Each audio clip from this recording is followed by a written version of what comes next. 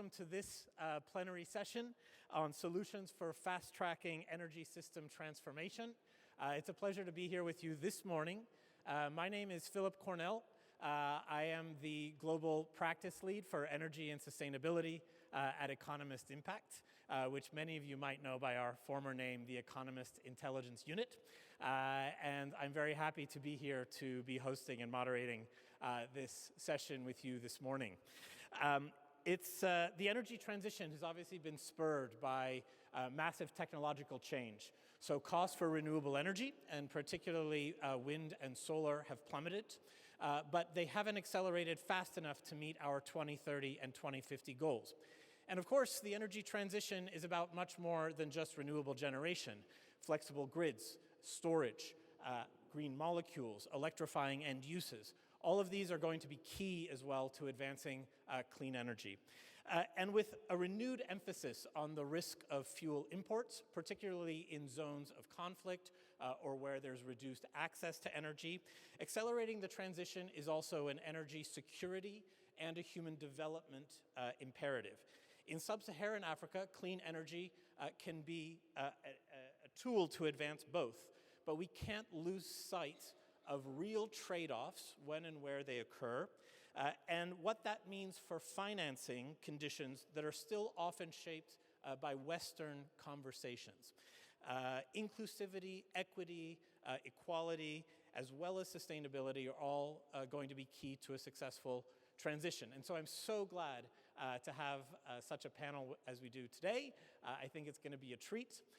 But before we get to that discussion, I'd like to welcome a keynote speaker. Rana Adib is the Executive Director of the Renewable Energy Policy Network for 21st Century, or REN 21. It's a global public-private network on renewable energy, headquartered at UNEP in Paris. She's an engineer by trade and a convener across cultures. I'm sure she's well known to many of you already. So let me welcome to the stage Rana. Please come up and join us. Take the stairs. Please, on the podium, and you have a remote.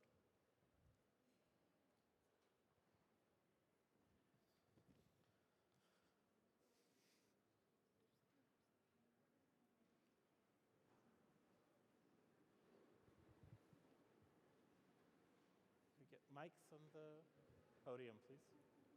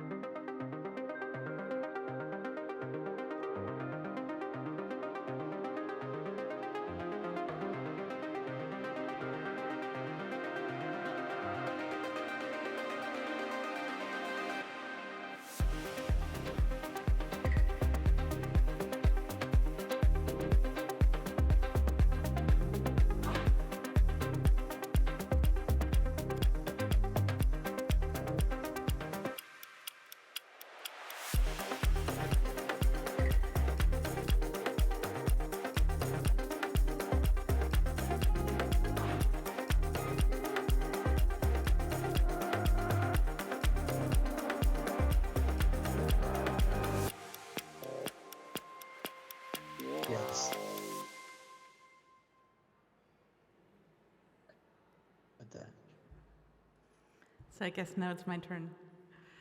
No, it's another one. Oh.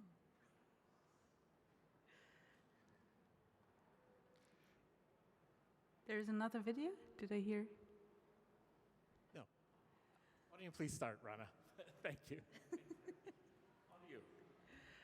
On to me. Okay, good. So thank you very much for this introduction and reintroduction, I guess, by this short movie. Ladies and gentlemen, it's really my pleasure to be here at the International Vienna Energy Forum, Energy and Climate Forum, in a moment where linking climate and energy is very much living a political momentum, I guess, a historic political momentum with the mobilization around energy efficiency and a renewable energy target in the lead up actually to COP28. I think it's really important that we bring those discussions and the ecosystems together, and I will come to this a bit later. So we heard this morning that momentum is building around this global renewable energy and energy efficiency target that is aiming at tripling renewable energy capacities and reducing energy intensity or doubling energy efficiency efforts by 2030. This target is being proposed by the COP presidency, many governments, and also with a large support of the multi-stakeholder community. I think, however, as you had rightly said, these are still very often Western countries-driven discussions. And this already puts one of the questions on the table is how do we change it, make it a real global discussion. Now, a global target, and I think it is still important to underline the historic momentum because it's for the first time that renewable energy might, we cross our fingers and all work for this, find its way into the COP agreements. So that's something that is tremendous. The reality is, however, we cannot stop at a target. A target, a pledge, is an ambition. And what is very clear is that this ambition, which is highlighted here, needs to be implemented. And I think before coming to technological innovation, etc., we need to really acknowledge that policies are key for the implementation. So even if we have a global target and a commitment, it's government that will need to go back and decide how they're implementing, what policy and regulatory frameworks are being put in place, what the strategies are at the national level, at the subnational level, at the local level, or at the regional level. And I think here it is really important to have a look at, and my glasses are either dirty or not up to date. I don't see the numbers. But you can see that on the left side, you will see regulatory policies on the power sector, on transport, and on heat. And here you basically clearly see that when we're looking at energy in general, there is mainly the power sector that has received historic attention. On the right side, and I think, as you also said, when we're looking into energy and making the energy transition happen, we tend to look at the generation capacities. Today, everything which is infrastructure has moved into the discussion much more.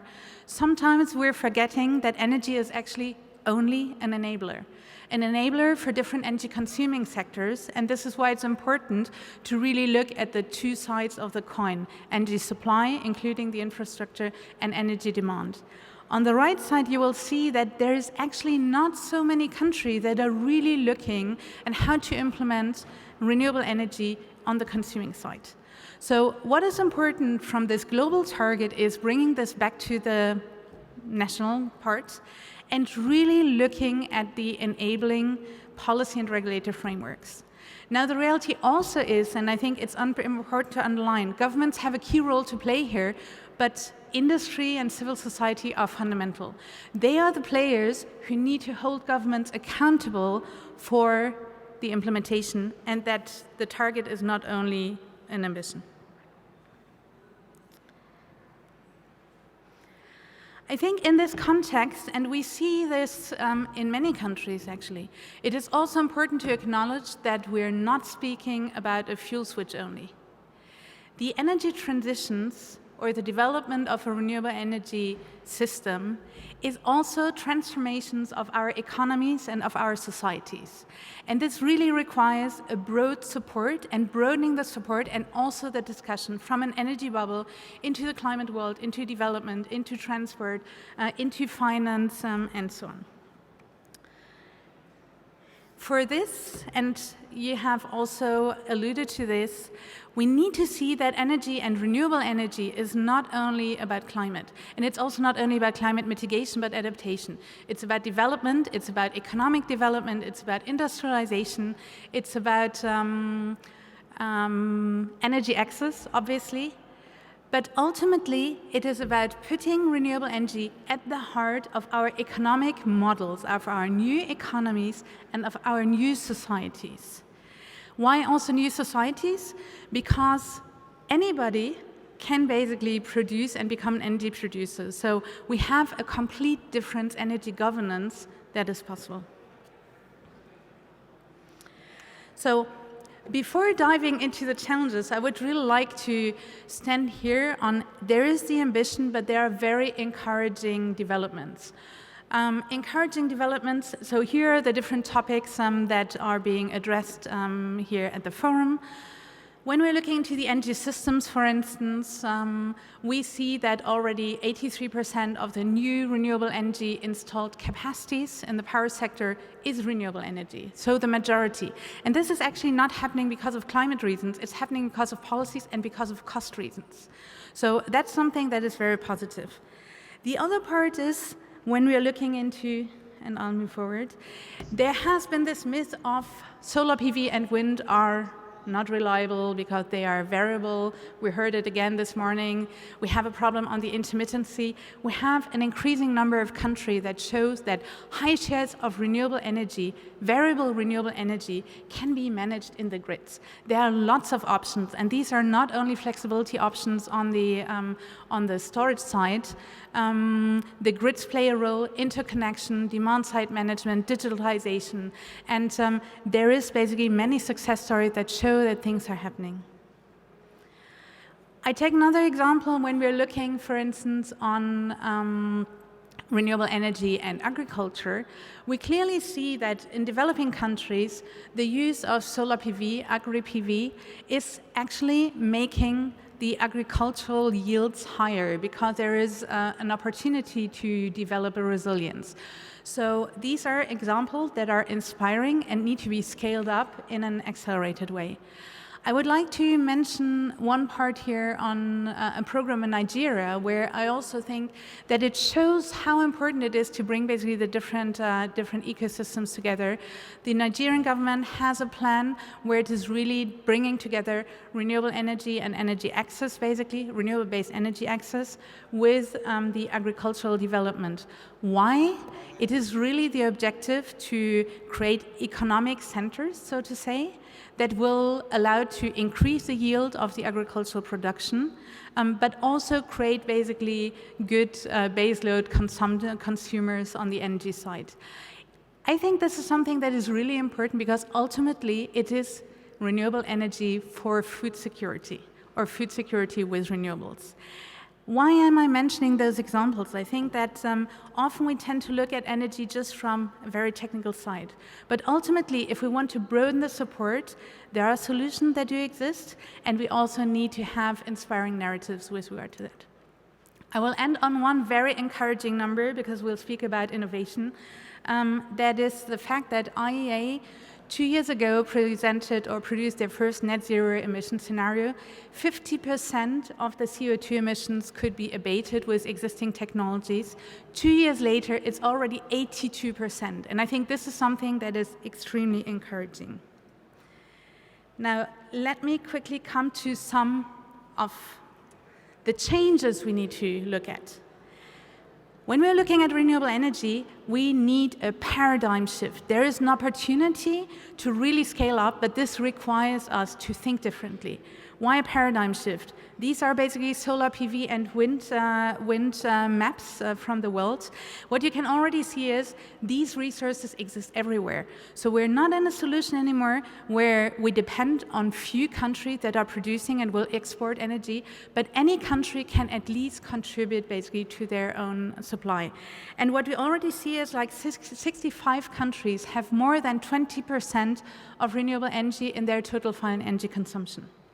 So that's a starting point that changes the full energy governance. And still there are basically some limitations. Obviously, renewable energy exists everywhere, but access to technology is quite centralized. And this is a very big topic today where we see that we move from a globalization to a regionalization or a nationalization with a certain protectionism. And I think when we speak about an inclusive energy transition, this is access to the technologies need to really be addressed. The other part is space. This is basically the population density of the map of the world. And what you can see here is that the resources and the space are actually going to change the map of energy exporters and importers.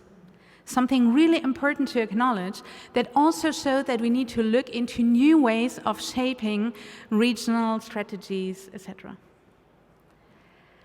Critical minerals, and I won't go into detail, but here's basically the map on leadership opportunities and old dependencies, but also new dependencies.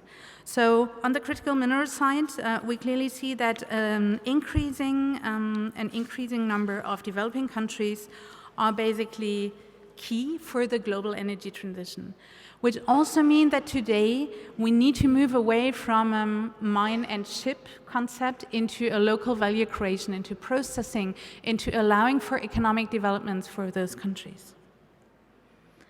Last but not least, and again, Damilola has really highlighted it today in the morning, finance is key. Here are just some numbers. We clearly see that there is first a regional centralization on finance. China is leading with 55% of finance. Europe is following with approximately 11.5%. So this already shows a big gap. The most challenging part is that, for instance, Africa and the Middle East is only accounting for 2% of finance. And I think on the right side, which is an IEA slide, the big problem here is the developing world has the lowest finance in renewable energy, but is the highest population. And Helen has highlighted this a lot. By cutting ourselves off from those players, we're cutting ourselves off from the opportunity to build on their resources, their perspectives, and making those global renewable energy transition a real global renewable energy transition that has value for everybody and will bring a benefit for everybody. So I'm ending here on this slide. This is a campaign we are running from Rentunon side. It's called Reboot the World, where we're using AI to imagine the future. So the future is already happening today, that's a reality, but we need to shape the future in a new way. And what I think is really important to mention here, and we need to start bringing this in a very non-diplomatic way into this fora. Currently, the systems in place are historic systems that still anchor some power dynamic that are linked to historic colonialistic structures. The economy, the global economy, the finance world is reflecting those. And if we really want to build on the advantages of renewable energy, we need to change our approach to this. And this needs to be reflected in the global frameworks we're looking at. Whether we're looking into the trade frameworks, whether we're looking into the industrial collaborations, whether we're moving away from a north, south, east, west block thinking into something that really builds on the uniqueness of renewables. That is a local source, that can be a national source, that can be a regional source, not only to address climate, but to really develop our economies, to have social benefits, whether it is health development, energy access, education, etc., energy security, and peace. And we need to really create these spaces where we can sit together, bring the diverse perspectives together, really have the platforms where we can disagree to shape this in a new way. Otherwise, the transition will not happen and will not have the support it really requires. Thank you very much.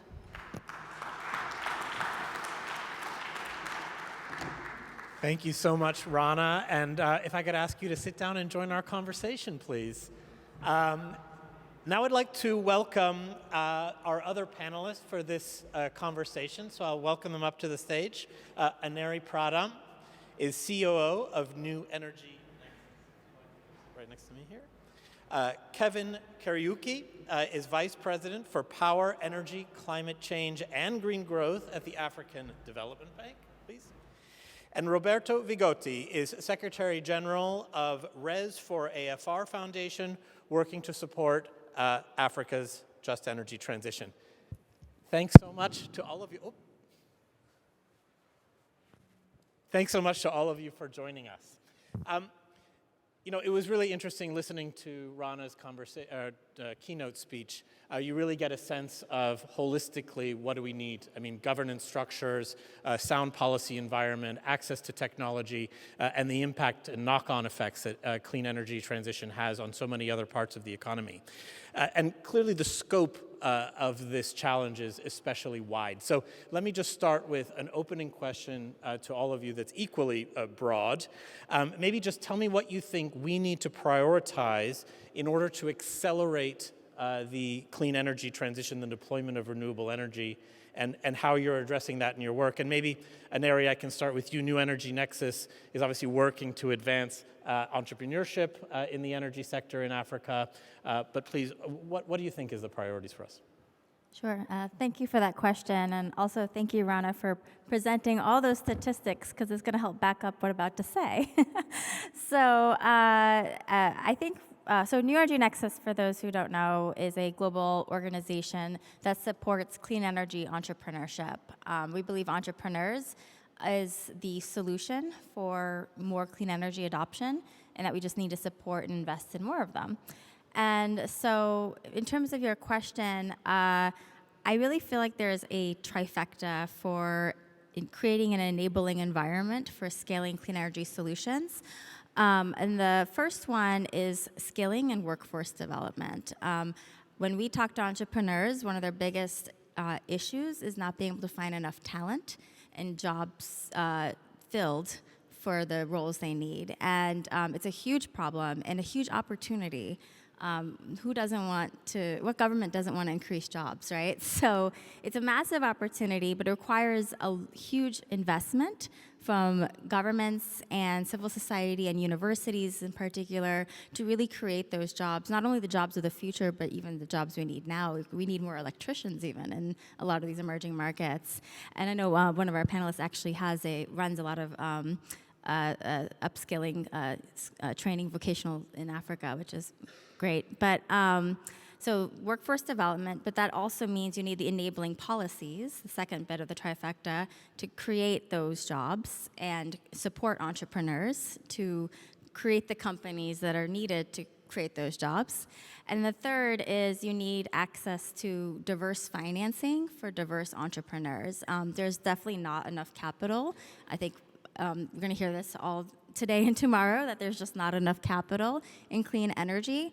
And but I want us to not just think of capital in terms of equity and that type of investment, but really the true diversity of capital, project finance, working capital that's really needed by clean energy entrepreneurs. And I just want to end with an example. In Indonesia, we run a program called the Bali Women's Climate Entrepreneurship Program. And the way this program is addressing that trifecta is they know that only 11% of founders in Indonesia are women, and so by increasing and catalyzing women's entrepreneurship in Bali, they can also then increase the investment and support. So by doing a 4-month acceleration and training program, and then they also advocate the government and provide them with examples of how these types of programs are really beneficial for the country and do advocacy there. And then the women entrepreneurs of that program who are, some of them are eligible to receive investment through an investment vehicle they've created called the Indo One Fund. So that's just an example of how supporting entrepreneurs can really catalyze local adoption of clean energy. Great, thanks. So obviously stimulating private sector activity, particularly at the entrepreneurial level.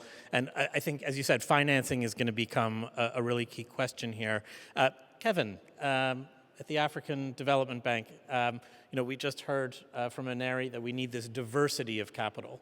What role do you play, and what do you think are the big priorities now for advancing the deployment of clean energy? Thank you very much. I think, first of all, in order to be able to do justice to this question, we have to contextualize it correctly.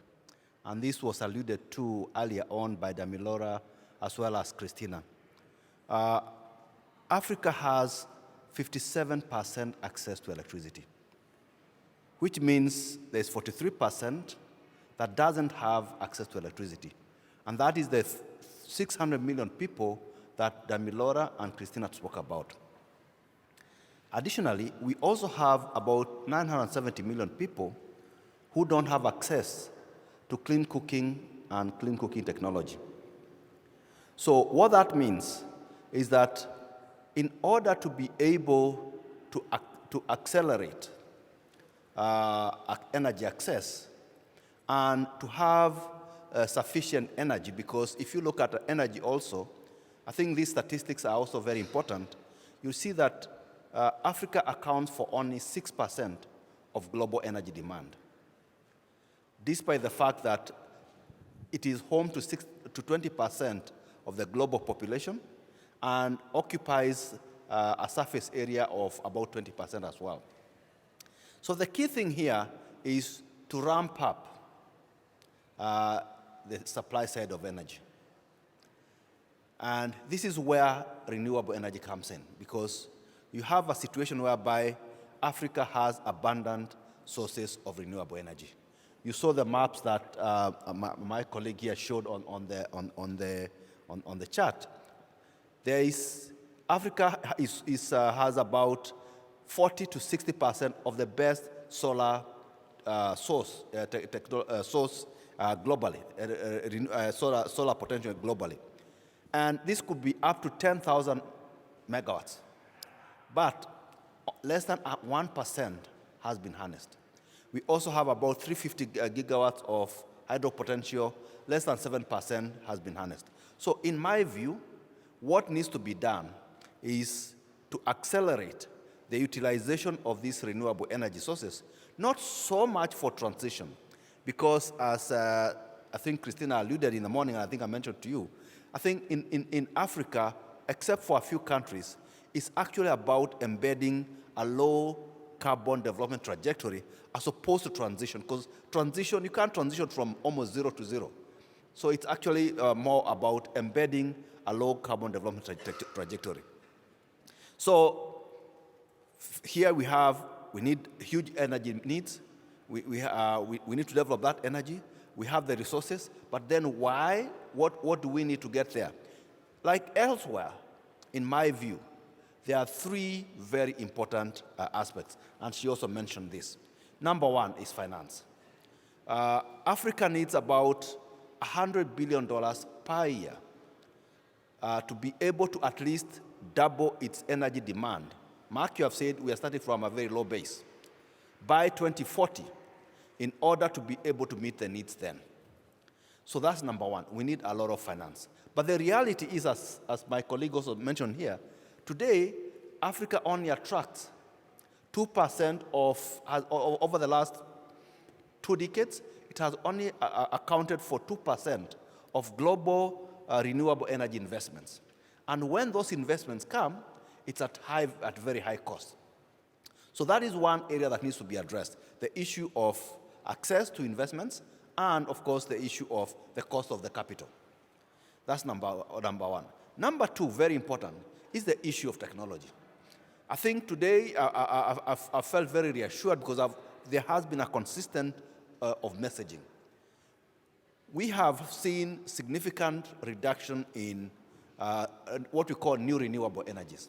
That is solar and wind. But the as the gentleman from the International Nuclear Energy Agency mentioned, they are susceptible to variability. She also mentioned about the issue of variability. So we need to be able to find sources of flexible generation. And in Africa, and I saw one statistic that, for example, Denmark is 93% renewable. To be honest, and I have nothing against the Danes, they are my good friends, I always doubt about the accuracy of that number. I have a colleague who's from Denmark, and she tells me that her bill shows that the quantum of fossil fuels in her bill is about 60%. So I don't know where the number of 93% comes from. Unless we have advanced so much technology-wise that we can be able to discriminate and electrons from solar, electrons from nuclear, electrons from fossil fuels, et cetera, et cetera. So it's not possible. So that's number one. So in my view, it is absolutely essential that we are able to develop the sources of flexible generation. And the key here is interconnections. On the African continent, it's not as extensive as you have in Europe. That's why Denmark will be able to import power from France, from Germany, from UK, from elsewhere. Africa doesn't have that privilege. So the source of flexible generation in Africa would probably be battery energy storage. But we all know that the cost of battery energy storage is significantly prohibitive. And therefore, unless the cost of battery energy storage comes down, then there'll be a challenge as to the extent that you can be able to use battery energy storage for purposes of stabilizing the grids. In actual fact, and there was a practical case in Kenya, too much renewable energy, or what we call renewable energy, can actually be very disruptive to the rest of the power system. On 25th, because I was in Nairobi, of August, the entire system collapsed because one of the large wind farms, probably the largest wind farm on the African continent, decoupled from the rest of the system for whatever reason. And there was not sufficient spinning reserve to be able to compensate for whatever it had been lost. And therefore, the whole system went down for 24 hours to 48 hours. And so so my issue is finance, technology, and last but not least, the issue of capacity. Not everywhere is there capacity to be able to, and I think she alluded to it, to be able to implement or to develop the new technologies. So that capacity must also be developed. Let me stop there, thanks. Great, thanks very much, Kevin. And no, I think the point about the flexibility capacity is really key. I mean, in Denmark, yes, maybe at some days, 97% of the energy delivered is renewable. But of course, in Europe, we forget sometimes that Europe already has an incredible network of flexibility in an existing gas infrastructure, which a lot of Africa does not have already. Roberto, maybe I can come to you next. We've heard already a little bit about private sector financing. First of all, let me answer the gentleman on the right. Denmark can go up to 90% because at night, all the wind energy goes through a transmission line to Norway. They go up in a reservoir. I'm a power system engineer, and they fill the reservoir in Norway, and then next morning, the energy goes back. So interconnection, correct, is one of the reasons. That's why in Africa, unfortunately, the power pool doesn't work. And it don't work for technical reasons, for political reasons. You just imagine the Mediterranean, they don't exchange energy for all the reasons you want to say. There's no time. Second answer, he mentioned that in Ethiopia there was a 24 hours blackout. Kenya. What about the 6 hours per day in South Africa, which is all coal? In South Africa, Eskom, bankrupt, 6 hours per day are off. There's no light because they are no power. So this means nothing with renewable. So I think this is a misconception. And again, we have to debunk the myth on renewable. It's possible, gradually, to have intermittency and non-programmable if you plan your system integrated, meaning you have gas turbine at the beginning, you have demand-side manager. But now, maybe you should know more, in South Africa, they are running bids for renewable and storage together, and they are cheaper than gas. If you have to build a gas turbine for 800 hours per year to do the flexibility, it's much better you do renewable and storage. And South Africa is doing the first bids because they believe that renewable and storage, the cost of storage is going down, also thanks to the vehicle. So the technology is going up. So maybe even Morocco is doing this and Europe. So maybe we should be more attentive to say the renewable are not programmable and they're not stand. This is an old myth. On the priority, I think the priority number one, Damilola said clearly, is to increase scaling up electrification of Africa. I don't like anymore the word transition from where, from nothing. Also because sometimes my friends from fossil fuel say, Roberto, you should do a reasonable transition, which means really poisonous word. I just say a sustainable electrification of Africa is the answer. And there are three elements very quickly. One, I agree with you, breaking the ceiling of investment in Africa. It's not only a technological cost, it's a money cost. If you build a solar plant in Italy, it costs 7 times less than doing in Africa because the perception of the risk. That's why we need the guarantee of investment. That's why the Commission now is finally doing a RISE project to guarantee the investors. Scaling solar for the World Bank tried, unsuccessfully because they had no impact because the government did not follow the old recommendation. I think it's a matter of willingness for the government to apply and the utility. Second point is the enhancing the policy and regulatory framework, which is number one in those countries. With UNECA, United Nations Economic Commission, we have done a 16-country review of the openness, attractiveness, and readiness of those countries.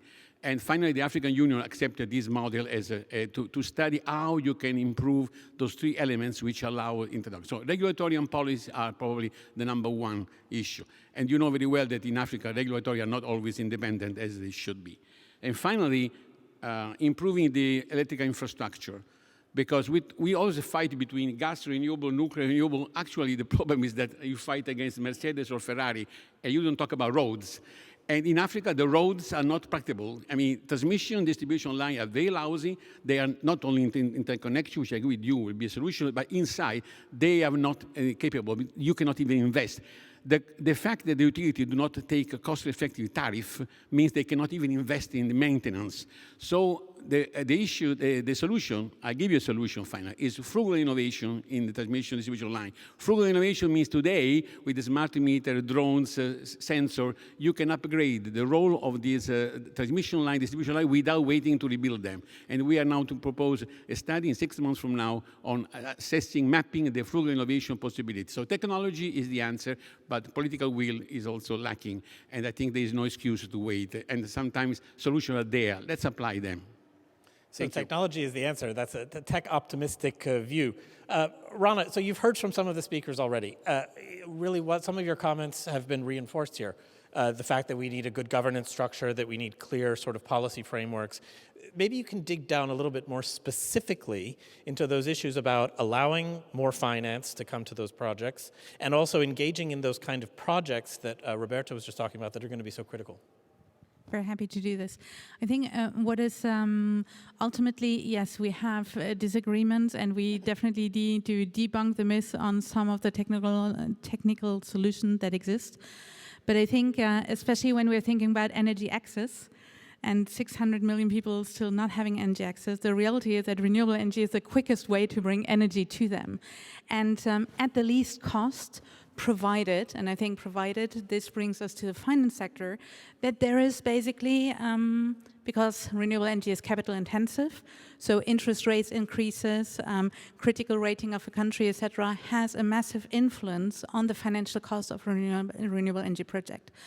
And I think what is really important here is to how do we ensure, and we need to look at this in a global way on what is been provided in terms of whether it is 100 billion of loss and damage that goes to developing countries. That is a promise that needs to be implemented. I think that's something that is very clear. But also the role of public finance and private finance. Public finance needs to be used today and the mechanism in a way to mobilize private finance. And in the lead up to the G20, there has a study has been realized. Normally for $1 or euro or whatever unit invested, public finance should mobilize $10 of private finance. In the G20, the rate is at 0.47. So I think this is already one of the things that really needs to be addressed. That's the first one. The other one is, because of the currency risk, that's also reality. We have basically technology that are being imported. There are two aspects to this. One is to really develop basically local productions and assembling. And also on the African continent, I think that's something where we see that things are happening and can happen because of the supply chain disruption that existed due to COVID. For instance, some of the off-grid, renewable energy off-grid developers have invested in a battery production in Uganda. That's a private sector doing it. And I just think we sometimes need to leave basically some of the old patterns and thinking behind us, but just agree that we need to go in this direction and make it happen and find innovative solutions to make it happen. And building on this, I'll come to the currency part, because very often today the project developers are carrying the currency risk. And this very clearly means that organizations, whether it is intergovernmental organizations, whether it is development banks, really have a role to play to embark the commercial sector and the commercial financial sector into renewable energy development, whether it is for entrepreneurship, because the reality also is, I learned this yesterday, in India, for instance, 10 million people. So India brings 10 million new workforces every year. You see, very clearly, this is a massive amount of potential we need to tap into and accompany them for new solutions. But it requires finance dedicated to those players, and that's something which the public sector will not be able to do without really collaborating with the private sector. Great, thank you. And we'll do another round, and then I'm going to go to the audience for some Q&A. So please be thinking about questions that you'd like to ask to our panelists coming up. Aneri, we just heard a lot of reinforcement of what you said at the beginning, right? That it's about, first, technologies and how we get technologies into the market. How do we make sure the skills are there? And then how do we scale up the private sector finance in particular to be able to do that? You were telling me before that you thought innovation was not necessarily so important. It was really about scaling. So maybe we can go again a little bit deeper into that one. When we're talking about the kinds of diverse financing, in particular private sector financing that we need to come into the sector in the African region, in these kinds of environment of very expensive money, difficulties regionally financing these things. I mean, 10 to 12x leveraging of public finance seems unrealistic. What are the mechanisms that you see, and in sort of the work that you're doing, that really gets money into the hands of entrepreneurs and develops those technologies at the margins, particularly in kind of distributed applications? Thanks, and that's a great question. So New Energy Nexus's definition of an entrepreneur ranges from a micro-entrepreneur to a venture-backable company. So those examples require very different forms of capital. And I can tell you, a woman selling solar lanterns door-to-door in Uganda and a venture-backable company that has projects in New York City both have the same complaint, that there isn't enough capital. So this is across the board for all types of entrepreneurs, and it's a huge problem. So examples of what I think are needed. New Energy Nexus has a few experimental funds, if you will, that are designed to meet more entrepreneurs' needs. So one, in California, we have a debt fund specifically for underrepresented entrepreneurs, being African American, Latin, and Indigenous, and that provides 0% interest loans to entrepreneurs to really look more from a climate justice lens of, capital has been historically extremely expensive for these populations. So let's make it 0% interest to level and create more equitable forms of funding. And so Nexus supports that fund. We don't run it, but we support that by providing pipeline of entrepreneurs that could receive that capital. Another example is in India. We work with a partner there and develop bonds. And these bonds are designed for sustainable energy assets. And that has been a really interesting way to provide more affordable capital to the entrepreneurs that need it. In India also, our partner, their Climate Collective, is running a retail investor network called Climate Seeders. And Climate Seeders is about basically getting Indians and non-residential Indian diaspora, and really anybody that wants to invest about $2,000 into Indian clean energy entrepreneurs. And that's a pretty small amount. And when you think of angel capital, that's not really it. It's much less than that. It's retail. And that's a way to democratize investing by getting anybody who's interested in supporting clean energy entrepreneurship to be a shareholder an Indian company that's desperately looking for investment because they need to scale in a market that is a very scalable market. So these are just different examples, but just kind of going back to what I said earlier, there isn't enough venture capital, there isn't enough project finance, there isn't enough working capital, there isn't enough grants and philanthropy, even that's incredibly small. So it's really across the board. We just need a lot more of all these different diversities of capital to support diverse entrepreneurs. Great. And I think Kevin and also Roberto, I think that I'd like to go to both of you. Kevin, so much of the existing capital that's going to projects for energy in Africa is currently coming from public sector and particularly international development finance. We heard how that needs to change. And that we have sort of these routes for, let's say, non-traditional finance, whether that's through philanthropies or NGOs, but getting commercial capital in is proving to be very tough for a lot of reasons. One of them, for example, that the sovereign credit ceiling, the fact that I think only maybe 2 countries of emerging and developing countries have investable grade sovereign ratings themselves. How do you see, first, a road to that 10 to 12x number, or even something about half of that? How do you leverage the public sector capital to get more of that commercial capital in? How do you de-risk it? And how does that commercial capital get to a rate that is attractive for projects? A lot of parts of that question. Thank you very much. I think what you say is absolutely correct. And I think I'll go back to what I started by saying Africa needs, because of its low energy base, needs to be able to mobilize significant amounts of capital to be able to have universal access to energy and in modern energy. So what happens now is that there is always the issue of the perceived risk. And what we've done as a bank is to try and address that issue.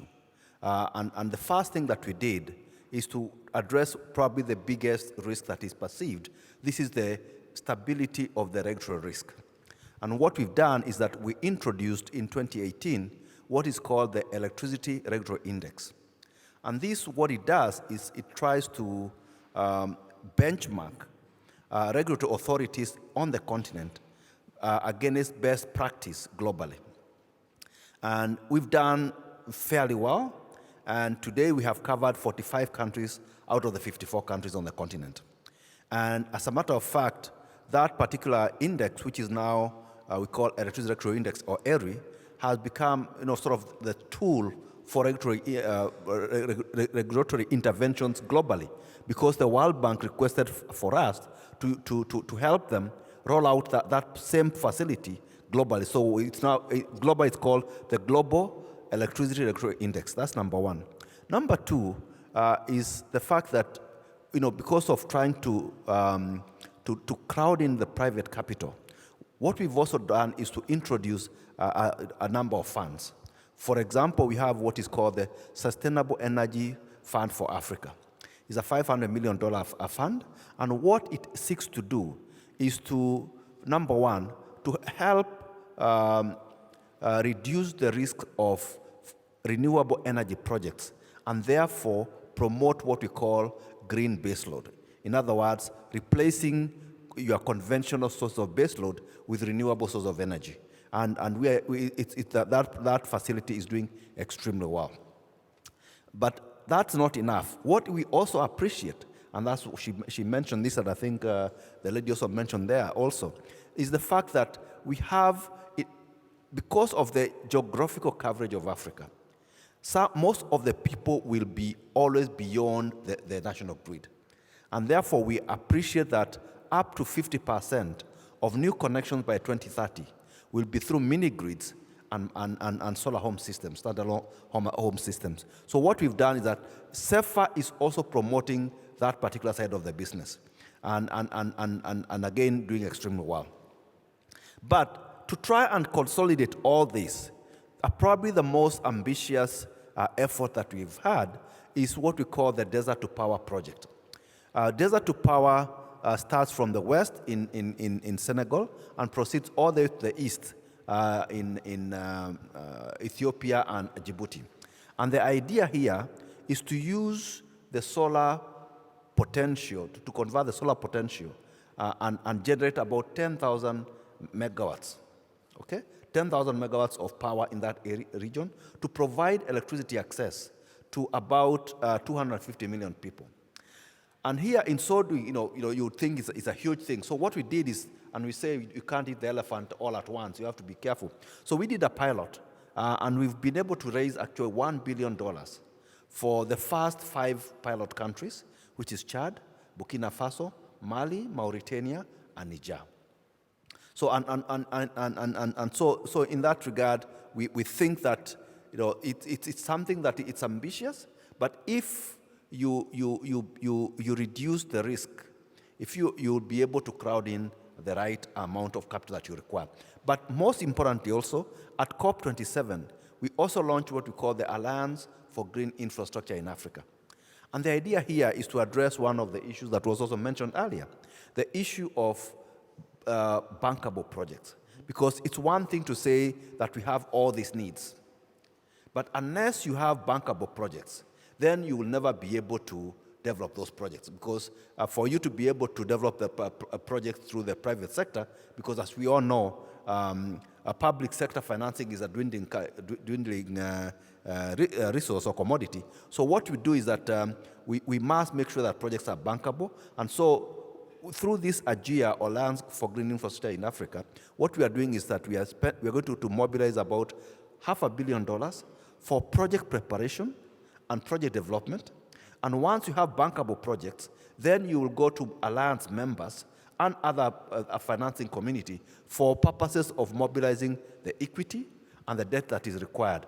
And we expect that from the $500 million, we should be able to mobilize another $10 billion for purposes of developing those projects. Let me stop there. Thank you. Thanks so much. So sequencing, I think that sequencing, particularly around project preparation, is really going to be important to create a runway. Roberto, I saw you shaking your head. I fully agree that regulatory and policy are number one. I'm glad that the bank does the study. We have done this 16 countries together with UNECA, and they've been approved by the African Union, seen from the private sector, however, not from the bank. Private sector wants to invest there, but I wonder why my member, IBB, Schneider, Enel, ADP, Portugal, when they go to the committee to invest, they go to Brazil, they go to India, they don't go to Africa, because the perception real is still there. So I think now the money is available. There's a huge amount of money available to come to Africa, except that the risk is too high. So I think the number one, and I agree, if we combine forces, the African Bank and the private sector, to work on the regulatory policy. I want to underline that today, the World Bank estimates in 2-3% gross product lost because of the non-reliability of the power. And therefore, 80% of any industry there has a backup diesel, which is a disaster. That's why I think that we need this planification there. A final thing that you didn't mention, I think you will be surprised. Africa not only has a lot of renewable whatever, and I don't want to fight renewable against gas. This is not my issue. My issue is that 2% of renewable is a scandal versus 98% of fossil. We need to do something a little leverage. I don't want to enter. Senegal wants to do more gas. Good luck. Go ahead. Maybe in 10, 20 years will be obsolete, but at least try to balance, put more renewable, because it's a scandal. 2021 was 0.6% of the global renewable was done in Africa. These are numbers you cannot say because they're not reliable, because there was no willingness. Finally, Africa could also develop, having good renewable energy, products, minerals, products. And I'll give you 2 examples. Sorry to be very blunt. Why Congo exports stones of lithium and don't export high-quality battery, like people say?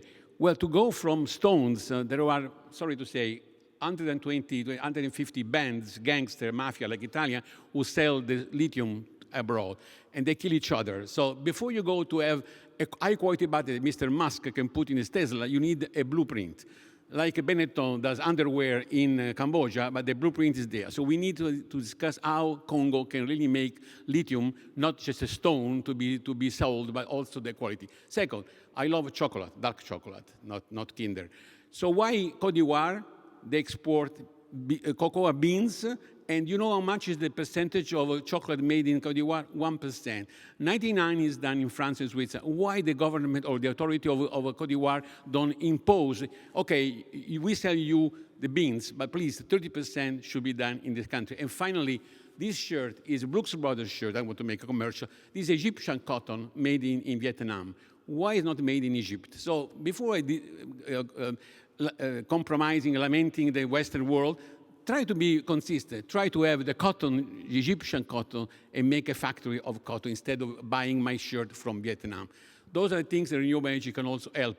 I know they are not programmable, but they can do much more benefit to the country than just setting the programming. So policy, investment, the risk investment, and of course, sharing the scaling up of electrification. I'm here to fight. It is possible. This morning I heard a lot, but I was disappointed. It was really, again, finding solutions are there. Just apply them, okay? Yeah. Great. Let me turn now to the audience for some Q&A. So we have some roving mics. We have a couple. One here in front, please.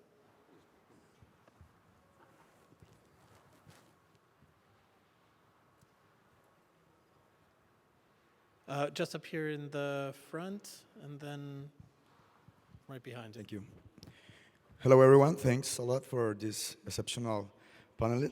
My name is Axel. I'm the Youth Energy Ambassador at C4All Youth Cohort Program. And my question is to Anya. Anya, I really got impressed about your efforts around sustainable energy entrepreneurships. Congratulations. My question is, how New Energy Nexus can support Latin American entrepreneurs to create new markets in India and Europe for our innovations and technology? Do you think it's possible to create technology transfer between our regions? Thanks. Sure. Unfortunately, we're not in Latin America yet. Neither are we in Europe. So there's definitely a lot of markets that we believe clean energy entrepreneurship support needs to be, but we also, as a nonprofit organization, have to raise funding to expand. But in terms of technology transfer, I mean, I think there's incredible opportunities in building a global network for knowledge transfer, and that's really what our goal is. There's genius in the program delivery that all the entrepreneur support organizations we support are doing. But though that genius isn't being leveraged in a form of collaboration to replicate those types of systems across the world. So by going into new markets, well, first we partner. We don't do it ourselves because, like when you need Latin American partners who are very strong in that market, who know the ecosystem, and then by including that entrepreneur support organization as part of our network, they can tap into our global network of, what is our Ugandan program doing to teach how to fundraise, or our Vietnamese program who's dealing with political risk, for example, and how do you manage that in those constraints, especially in countries where using words like a just transition or clean energy transition is actually not a good thing. So there's actually a lot of amazing learnings that can happen when you have a global network, and I do hope that we'll be in Latin America eventually. Great, thank you. Unfortunately, we're coming out of time, so let me get one more just behind on the edge here, please. Thank you very much. Hi, everyone. My name is Abdul Yakubu. I work with Sustainable Energy for All. So just from the conversations, I think it's been established that the key players across the electricity value chain are not behaving in a way that encourages investment. So from the regulatory standpoint, the regulators are not, really doing what encourages investment, cost-reflective tariffs. The energy companies, they are not, disciplined enough in terms of managing the assets. And then in terms of source of finance, it's important that, this sort of financing is sourced locally in order to mitigate this currency mismatch. So my question really is, why across board? Why is the regulator or political will, why is that lacking? Why? Then the energy companies, why is there no discipline in how they manage their operations? Because I see Africa, we're increasingly moving from, government-run electricity, corporations to privately run businesses. And also, lastly, this source of finance? Why are we not mobilizing local currency financing? Thanks. Maybe I could put that to Rana first, and then maybe Kevin. Why are we lacking such institutional capacity, both on the regulatory and the energy company side when it comes to this? So I think we could probably have a whole day discussion about why, because this is very complex. I will answer. So I think there is a political question, there is a governance question, there is what I referred to before, and I think you also mentioned the sovereign rating. So what are the parameters on which we have basically established those rules? Whether it is local content, whether it is access to finance, what are the conditions under which we can access finance?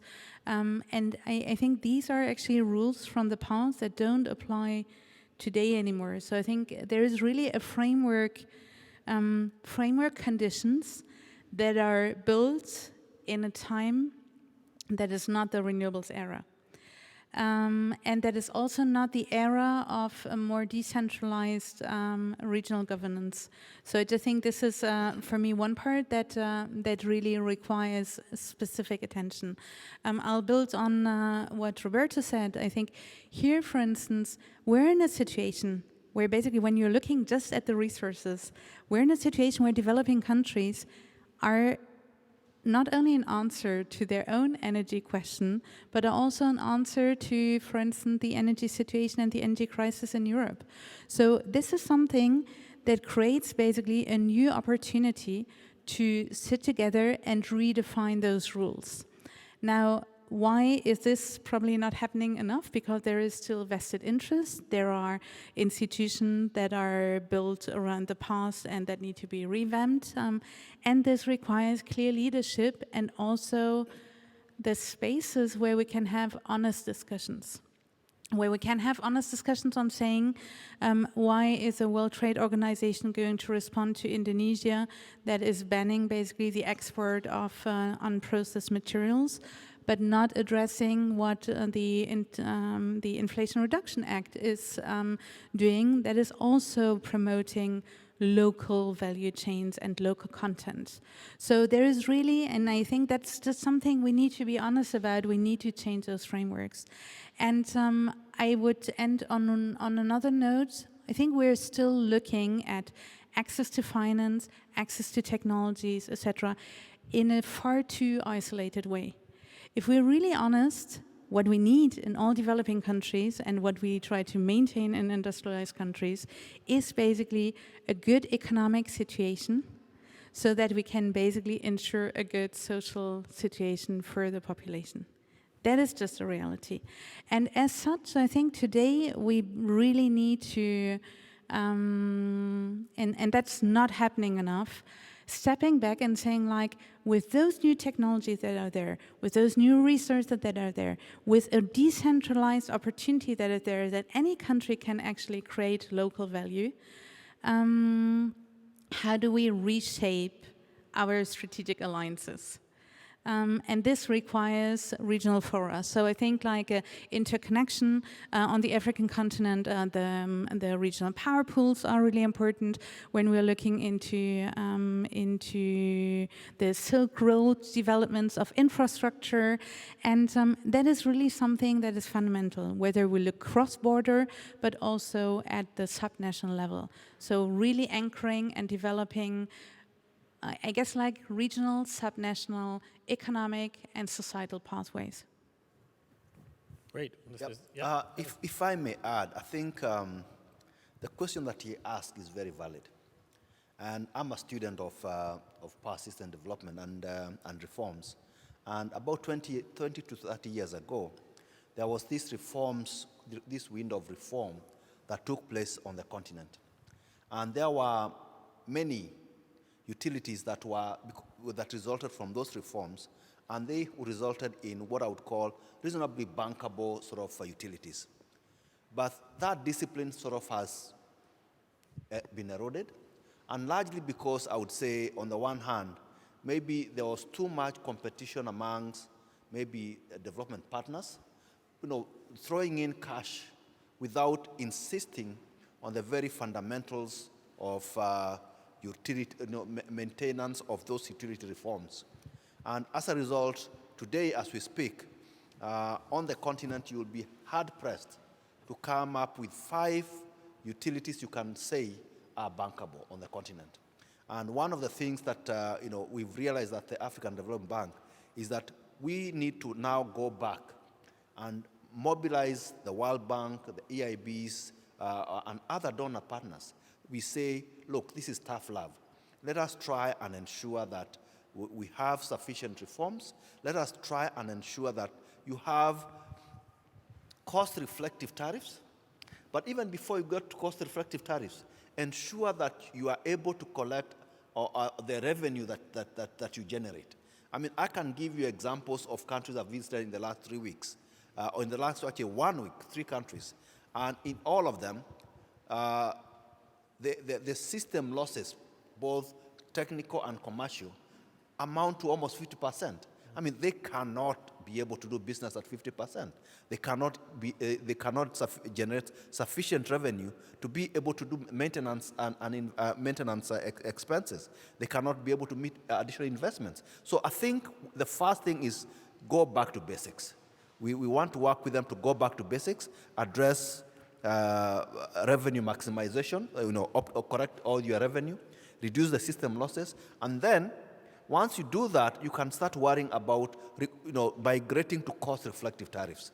And then afterwards, then you worry about maybe additional generation. But I think we need to go back to basics. And that's the message that we are trying to convey to these utilities. Thank you. Great. Very quickly, and then we'll close because I think we're eating into... Yeah, very quickly. Politicians are those who look at the next election.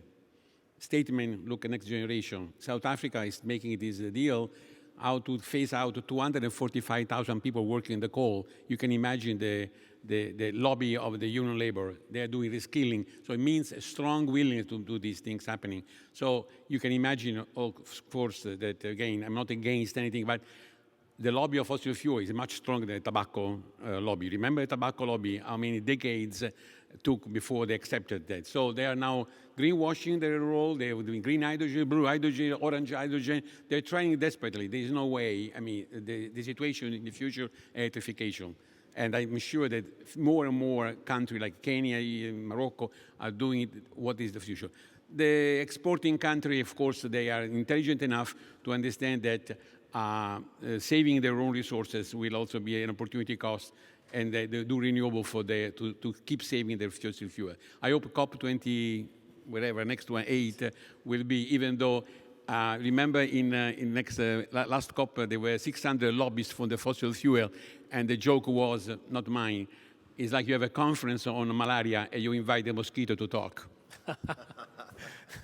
Good. Well, I think we're going to leave it there. We've gone a bit over, so thanks very much for your patience. I think my takeaways from this are pretty clear that it's really access to finance, access to technology, and developing sort of local human and institutional capacity, which is going to be super critical. And we can actually have that cooperation between sort of international financiers and the sort of pool of commercial capital which is out there, and match it properly with what's happening on the ground, then we can go forward. So thank you so much to all of my panel for joining me. Aneri Pradman, Kevin Kariuki, Roberto Vigotti, and Rana Adib. So much. Thank you for being here. And thanks to our audience for listening as well.